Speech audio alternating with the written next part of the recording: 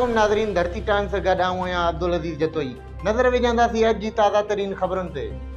लाड़काणा मां सिकंदर मुगेरी जी ख़बर शामिल कंदासीं। एसएसपी लाड़काणो डॉक्टर मोहम्मद इमरान खान जे हुकुम ते लाड़काणो पुलिस क्रैकडाउन जारी करे छॾियो आहे।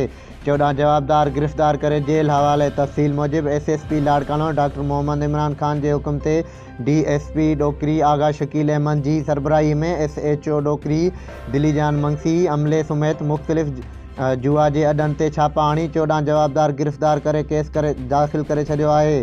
जन वटां रोक रक़म ताश जा पता बरामद करे वरिता आहिनि। उन मौक़े ते एसएचओ दिलीजान मंगसी मीडिया सां ॻाल्हाईंदे चयो त एसएसपी लाड़काणो डॉक्टर मोहम्मद इमरान खान जे हुकुम ते ॾुआरनि मंशियात फ़रोशन जुआरनि मथां क्रैकडाउन शुरू कयो वियो आहे। अॼु खुफ़िया इतला ते डीएसपी डोकरी आगा शकील अहमद जी सरबराही में डोकरी शहर में सारिया सेंटर ते छापो हयो वियो। 14 जवाबदार गुलाम सरवर, इमदाद शेख, बशीर, जुल्फ़कार, वहीद खोखर, नज़ीर, मसूद मेमून, अकरम आलमानी, मोहरम खोसो, फैज़ मोहम्मद अबड़ो, कुर्बान रफ़ीक चन्नो, एजाज़ शेख के गिरफ़्तार करे केस दाख़िल करे छॾियो आहे।